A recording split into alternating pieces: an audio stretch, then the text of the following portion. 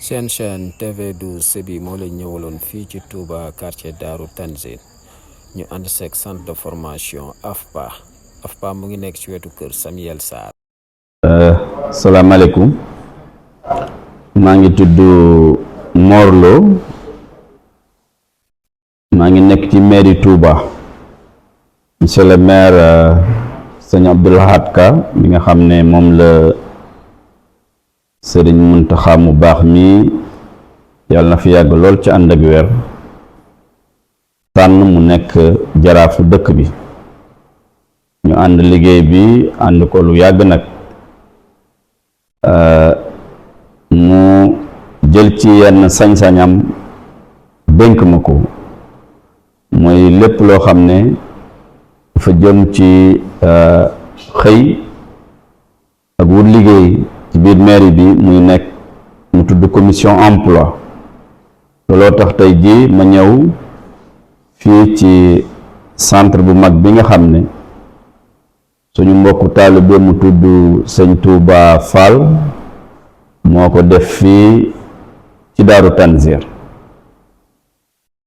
mu nekk école bu mag boo xam ne dañ ciy tàggat ay ndaw ci wàllu xarala sëñ Touba nag école bi mu ko dooree ba léegi yàlla dogal na lu mu ciy def ñu yëg ko lépp sëñ Cheikh Ibra Mbacke nekk adjoint au maire di léppi sëñ Muntaxa ñu bokk ci gis-gis ci sëñ Touba ci lii muy defal sëriñ bi ci dëkk bi ndax école boo xam ne dañuy tàggat ci wàllu xarala waa Touba loolu ku koy defal nga ko sëñ Muntaxa defal nga ko Touba looloo tax monsieur le maire mi nga xam ne mooy sama kilifa instruire ma bu yàgg ne ma naa ànd ak moom liggéey bi mu ko tàmbalee di tabax ba tey jii ñu war a door nag njàngale mi looloo tax ci doorte loolu xam naa am na yeneen ouverture ndax ministre bi nga xam ne moo yor wàllu xarala ministre de l'enseignement technique de la formation professionnelle sax ñëw na fi école bee tim ubbi nañ ko bu yàgg bala ñuy màggal waaye tey nag ndongo yi dañoo war nag tàmbali dugg ci classe yi loolu nag moo tax ma ne naa jóg ñëw xoolaat école bi waxtaanaat ak sëñ Touba ñaax itam xale yi nga xam ne suñu doom ya suñu jarbaat yi nga xam ne ñoo leen di administrer ci dëkk bi ñaax leen ñu góorgóorlu bu baax ba lii mu defal sëñ Touba defal ko dëkk bi ñu fexe ba vraiment ay cadre génne fi ci fànn yépp ndax tey jii wàllu xarala tàggatu ci xarala dafa nekk priorité ci dëkk bi ndax bu Touba nekkee la première commune du Sénégal le département de Mbacké le département le plus peuplé du Sénégal tey jii Touba rek ñu ngi koy xayma ci 1,5 million population bi te defe naa romb na loolu ak défi yi nga xam ne am nañ ko ci wàllu xëyu ndaw ñi ak liggéey dëkk bi manqué ay usines ñëpp di ci yëngutu daanaka dans l'informel kon xale yi ñu gis ñi nga xam ne noonu la ñuy nekke ci di dawal ay saret ak yeneen yu mel noonu loolu nag ñun ñu am gis-gis ne ku taxawal lu mel nii ñun nga ko taxawal looloo tax ñu ñëw vraiment di ko encourager ci loolu ba ñu mën a fii wax na ma léegi ne ma am na ay fondation lu mel ne fondation Sonatel lu mel ne yeneen programme yu nekk ci réew mi ci ministère de la formation professionnelle yu mel noonu ak ay société yoo xam ni ñu ngi tàmbali di jënd ay bourse di defal xale yi ay bourse pour ñu mën a xale yi mën a inscrire ci plateforme bi ñëw fii jàng fi ñu am formation boo xam ne du ëpp ñetti weer wala ba dem ba juróom-benni weer ndax loolu lañ bëgg a tàmbalee loolu nag vraiment damay wax ni dëppoon na ak li ñu bëgg ci dëkk bi ndax de wax naa léegi xale yi nga xam ne ak potentiel bi fi am jeune ñu nekk ci saret yi ñu nekk ci informel bi ñooñu tey ñu tàggat leen ba ëllëg ñu mën a vraiment am métier loolu dara mënu ko fay ñu am aussi ay projet phare yu ñu yëkkati ci dëkk bi tey mën naa tudd transfert d'eau bi nga xam ne dañ koy jëlee Lac de Guiers indi ko Touba loolu tey day laaj gàttalu tàggat xale yi boo léegi projet boobu tey bu taxawee ndawu Touba mën cee nekk ay plombier bu ndawu Touba mën cee nekk yeneen xarala yi nga xam ne séntu nañ ko ci wàllu électricité ci wàllu tabax ak yeneen yoo xam ne école bi yëpp sëñ Touba fàgg na ko ba indi ko ca ku fi ñëw da nga gis loolu ci bâtiment 1 bi ba ci ndax étage la ko def ak salle yoo xam ne wax dëgg yàlla salle de classe yoo xam ne yu mucc ayib ak matériel yoo xam ne ba ci formation bu jëm ci affaire informatique yooyu yëpp kon bu sottee njëriñu dëkk bi lay doon exemple lii daal exemple la boo xam ne ñëpp ñoo ko war a xam ñëpp ñoo ci war a bàyyi seen xel ci dëkk bi kon may woowaa dëkk bi yëpp ñu ñëw fii ci centre bi ndax xam naa ne am na ko Dakar waaye na muy doxee Dakar ak fii bokkul ndax fii tim lu fi waay ciy def dañ ci sédd sëñ bi ak social bi te loolu xam naa ne sédd na ko ci baax a baax mu ngi wut nag ay partenaire bi ma ñëwee léegi wax naa ko li ma ñu baree ak ay partenaires ak ay programmes yoo xam ne ñu ngi ci tàmbali jàpp ñun commune bi nga xam ne monsieur le maire moo ma yebal aussi dooroon nañ ay waxtaan ba waroon signer ab convention looloo tim kenn ku ne xam na ni màggal moom bu jubsee maire beeg ñun ñi ñëpp kenn dootu am jot màggal gi rek la ñuy tal looloo tax ma ne su jàllee xam naa ne lii màggal gi suñ noppaloo ba pare danañ toogaat ñu waxtaan ba lii nag maire kenn dañ ko cee mën kenn dañ ko cee jiitu waaye nag ma ne ko rek nañ tàmbali ndax sëñ Touba sëñ Muntaxa yàlla na fi yàgg lool ci ànd ak wér def na ci ay ñaan kere bañ koy ubbi doomam moo ñëw ànd ak sëñ Cheikh Ibrahima nga xam ne lépp sëñ Muntaxa la di adjoint au maire ak man mii ak adjoint au maire bu tudd sëñ Babacar Mbacke kon école bii moom maire bi bàyyi na ko xel te danañ ko gën a bàyyi xel li ma wax léegi tamit ci convention boobu ñu ko jëmmaleen ba maire bi mën a inciter nit ñi ñëw fii ci école bi loolu danañ ko def maire bi mën a jënd ay bourse jox xale yi ñu mën a ñëw jàng si fii ndax ni ma ko waxee léegi aussi yëf yi jafewul waaw kon loolu daal laa ne woon naa ko wax tey jii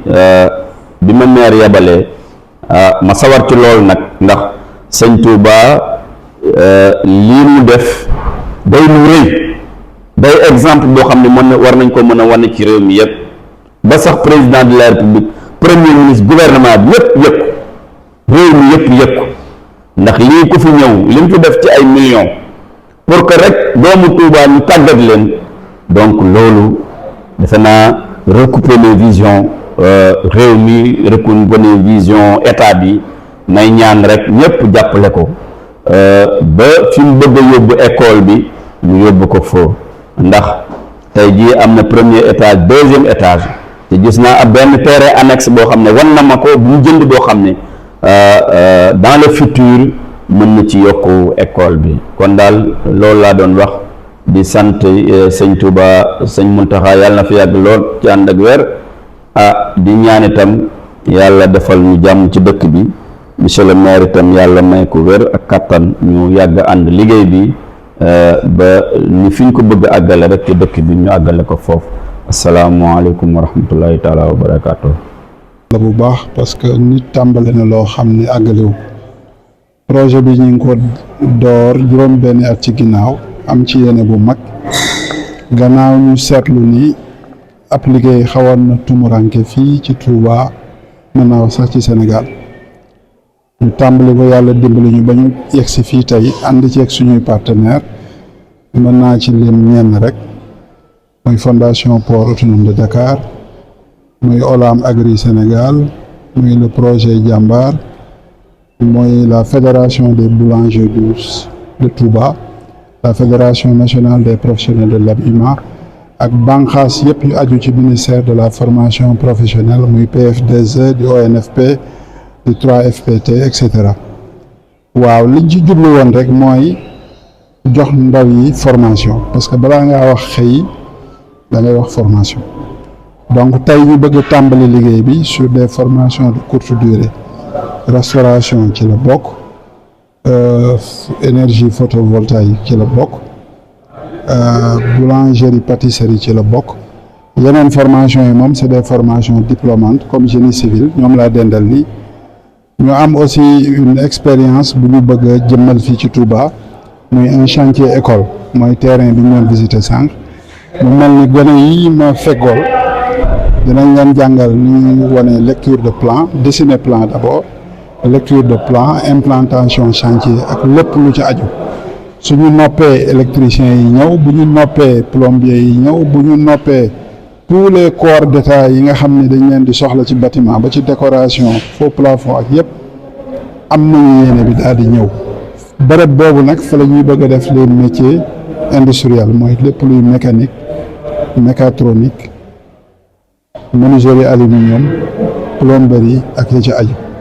waaw loolu moo waral tey ñu ñëw fii ci Touba pour tàmbali liggéey waaw ndaw yi de dañoo bindoon dañu defoon benn plateforme parce que xam nga les dispositifs qui existent ñu bëri ñoo xam ne jànguñu école classique ou école fondamentale dispositif bi jëlu leen en compte ñun bi ñu ubbee plateforme bi ak suñuy partenaire ñu amoon yéene maye junni bourse xam naa mu tombeek màggal gi ñu bëri yëguñu ko mais jot nañ am lim boo xam ne ëpp na ñetti téeméer ñi corps d'état yëpp bind nañu mais li ci ëpp daal ci li ñu seetlu mooy pâtisserie électricité génie civil couture ak yu mel noonu yooyu la ñu bëgg a tàmbali yii ay formation certifiante lay doon yeneen yi ay formation diplômante lay doon donc nu bourse yi ñëwee rek ñun noonu lañ koy delloo askan bi parce que ñun am nañ projet xam nañ ni waajur yu bëri bëgg nañu fayal seen doom waaye jamono xaw na leen jàpp moo tax ñu démocratiser la formation ici à Touba ba nga xam ni képp koo xam ni filière yi ñu ubbi en tout cas bëgg nga cee tàggatu su partenaires yi ñëwee rek lu ñu jox ci bourse ñu delloo ko gone yi bu tere nag dina am phase boo xam ne buñ ci teewlee dañuy fay nag parce que loolu mooy tax ñu mën a def yeneen composante projet yoo xam ni dañ koy bennal ba keroog yàlla def ambition bi ñu am ci Touba ñu mën ko matal. bu fekkee am na particularité consacré à Touba souvent niveau bi mën a des peut-être ki jàngul tubaab wala arabe la jàng est-ce que formation yi jël nañ en compte de telle sorte que fu mu mën di doon ak fu mu mën di jógee bu duggee da ngeen ko mën a fay. waaw damay wax ni xam nga ñun tubaab bi léeg-léeg daf ñu tënk ci ay références la yu mel noonu damay wax ni boo jëlee li ñuy wax couture dañuy wax niveau d'entrée bi 4e la mais les meilleurs couturiers de ce pays n'ont pas fait l'école fondamentale donc yooyu lu ñu war a xoolaat la ci public bi ñu am fii am nañ ci ñaar kenn ki mu ngi am BFM keneen ki BFM arabe la am donc ñooñu ñëpp on ne doit pas les exclure du système ñëpp la ñuy jël en compte am na yeneen seetlu yuñ ci seetlu sax ci ñi bindu ñu ci bëri amuñu carte d'identité naka la nit di demee ba am fanweeri at amul carte d'identité donc yooyu yëpp ay seetlu la yoo xam ne bu ñu paree dinañ ko def waxtaan ci autorités yi parce que ku amul carte d'identité tey même boo ko formé pour certifier ko wala mu def examen day compliqué bu génnee bëgg a dem ci institution de microfinance ñu lebal ko xaalis dafay compliqué bu mel ni nous sommes dans une approche tuuti nañ nag ci corriger ko mais dinañ ci joxe ay xalaat su ko defee ñi ci war a lëkkalool muy administration muy collectivité muy autorité ak ku mu munti doon ñu fexe gone yi am lu ñu jàpp ñu formaliser leen ñu mën a sax doon ay chef d'entreprise parce que suñ ko defulee main d'œuvre la ñuy doon fii Touba am na ay zone industrielle yu fi commencé ñoom mais bu ñu moytul on va importer de la main d'œuvre te loolu jaaduwul ñi fi nekk ñoo war a créer entreprise jël seeni rakk ak seeni mag loolu mooy développer réew mais su fekkee dañuy am benn waaye bu jógee fee biti réew yor xaalisam ñëw def fi investissement sam jël la comme ouvrier loolu day dolle rek ci mbuumu jàmm te loolu sëñ bi dogoon na ko bu yàgg xanaa ñu bëgg a laxasaayu suñu bopp rek encore donc loolu mooy ñun suñu approche c'est une approche chaîne de valeur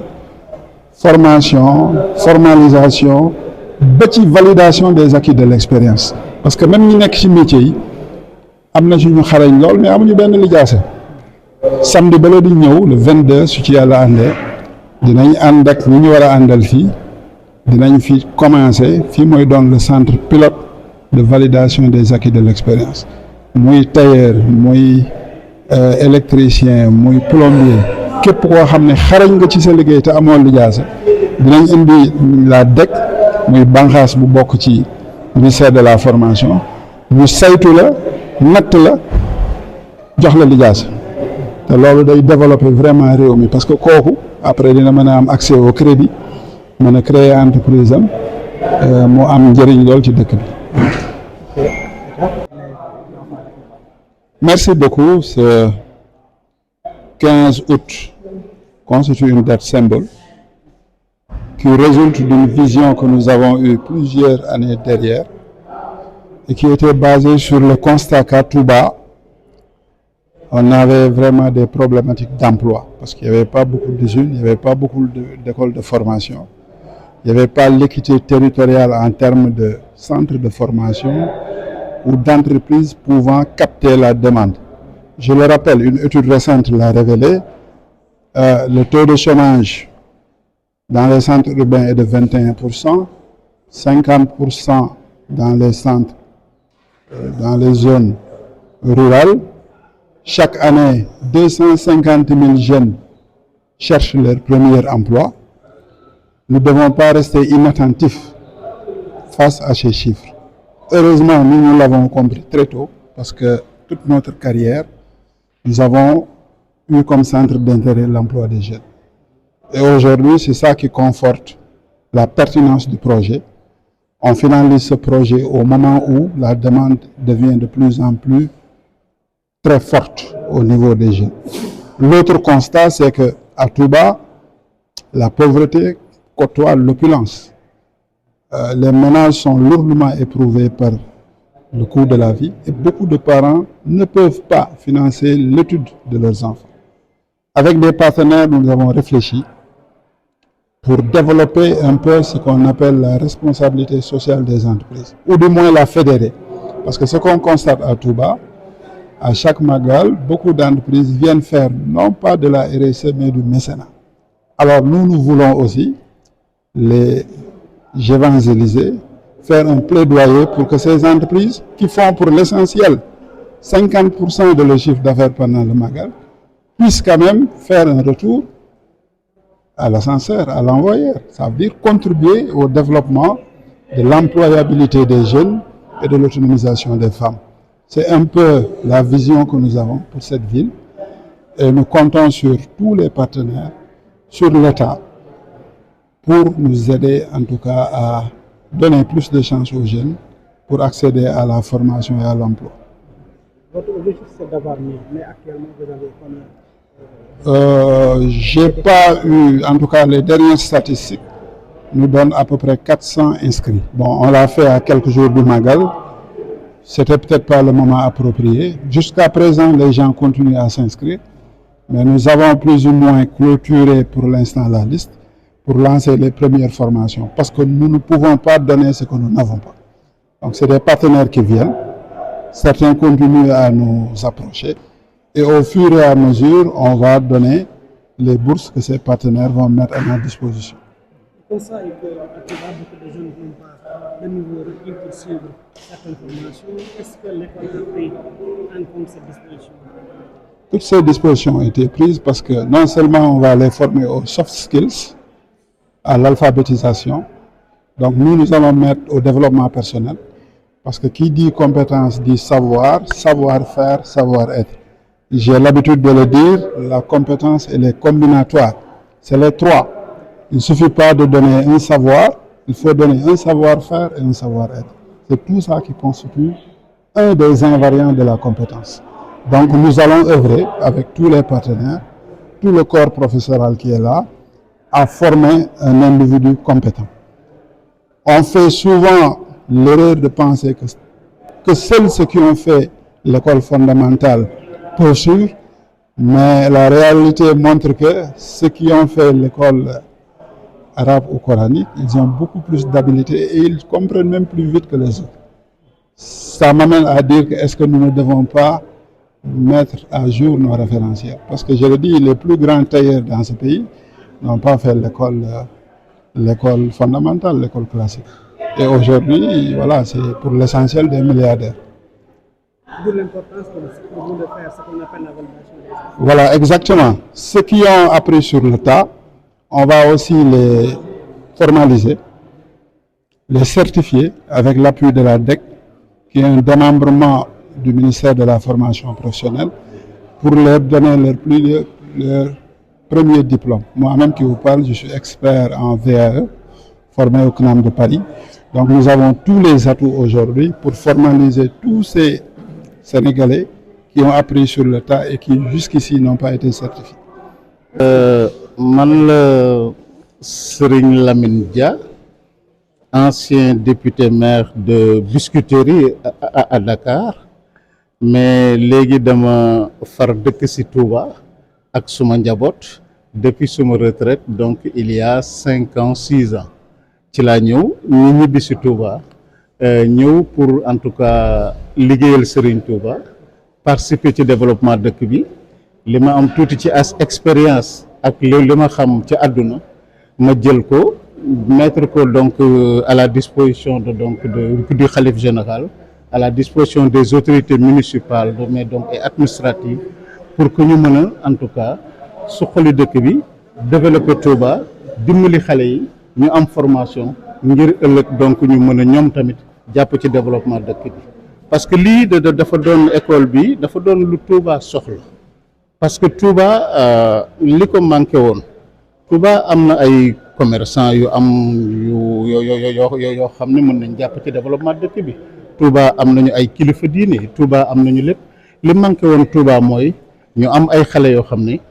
formé nañ leen, jàngal nañ leen ba nga xam ne dinañ mën a ubbi seeni liggéeyu bopp, wala ñu liggéey ci entreprise yi nga xam ne ñi ngi fii ci Touba wala entreprise yi nekk feneen ci Touba, parce que fu ñu liggéey feneen tam bu ñu amee fii lañ koy indi. Donc tey école bi mën na xale yi doon jàng ba mënatuñu jàng, seen parents mënuñu leen fayal, wala xale yi jotul dugg école, wala xale yi génn ci daara yi, loolu moom bari na fi trop. Su boobaa ñu indi leen fii former leen, utal leen métier, su ëllëgee donc ñu mën a jariñ seen bopp, jariñ seen njaboot, jariñ seeni waajur, ba noppi jariñ de dëkk bi nga xam ne te mooy Touba. En tout cas de man de dama ñëw pour que xëy na li ma xam bariwul, li ma mën bariwul, waaye lu ma ci mën dama ñëw pour indi ko ci dëkk bi liggéeyal Serigne Touba. Jërëjëf. Comme man la Bamba Sène, patron des sièges électriques. Bon, fii man maay def formation pratique. Dañu am collaboration ak AFPA. Ñun ñoo def énergie solaire bi. Ñi ngi Dakar, ñi ngi Touba. Bon, pratiquement nag ñun dañuy liggéey ak ñoom muy Dakar muy Touba, fu seen école nekk rek dañuy liggéey ak ñoom ci énergie solaire. Même si côté électrique dañuy liggéey ak ñoom parce que dañu bëgg lépp jëm ci kanam, Touba jëm ci kanam. Loolu moo tax ñu collaborer ak AFPA pour liggéey ak ñoom ci énergie solaire. Mooy boo jëlee ci kaw fii nii monté nañ fi onduleur bu 11 kVA. Bon mu ngi doxal bâtiment bi rez-de-chaussée ba 2e étage loolu moo ci nekk asalaamaaleykum.